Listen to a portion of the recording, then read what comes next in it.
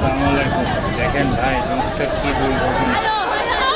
আল্লাহ বাসায় দেশে ওরা বাসে গেছে, সমুদ্রে ঢেউ উঠছে নদীতে, তারপরে লঞ্চ চালানো আল্লাহর কাছে শুকরিয়া যে আল্লাহ আমাদেরকে বাঁচাইছে। বাপ মা তো আল্লাহর রহমতে, দেখেন নাহলে আমরা কি একটা প্রত্যেকটা মানুষ মারা যাইতাম। এমন একটা পরিস্থিতি হয়ে গেছে, বাঁচিয়ে দিল লোক যে বাঁচিয়ে গেল। পুরো সিটে একটা গেল একটু মনোযোগ বাড়িতে বাড়িতে অবস্থা খারাপ করে ফেলেছে। তা আল্লাহ যে আমাদেরকে বাঁচাইছে, আল্লাহ।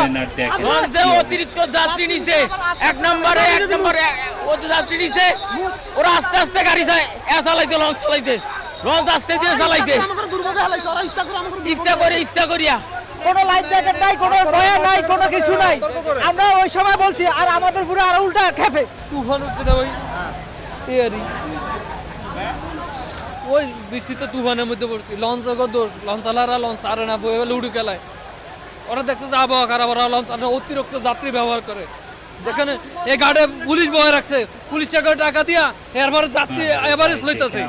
একটা লঞ্চে কতজন যাত্রী ধারণ ক্ষমতা আছে, তার তো দ্বিগুণ যাত্রী নেয়, পুলিশের টাকা খাওয়ায় বয়ে রাখে।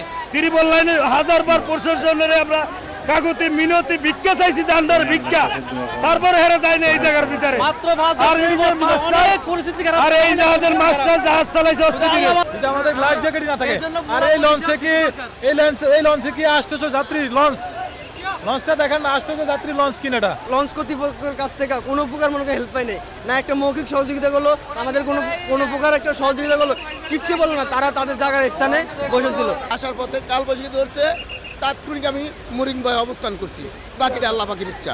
আমরা জাহাজ ওইখান থেকে ঘাট থেকে মৌসুমী হাট থেকে জাহাজ ছাড়ার পর প্রায় ঘাটের কাছাকাছি চলে আসছে। আমাদের ঘাট পৌঁছাইতে লাগতো 10 মিনিট সময়।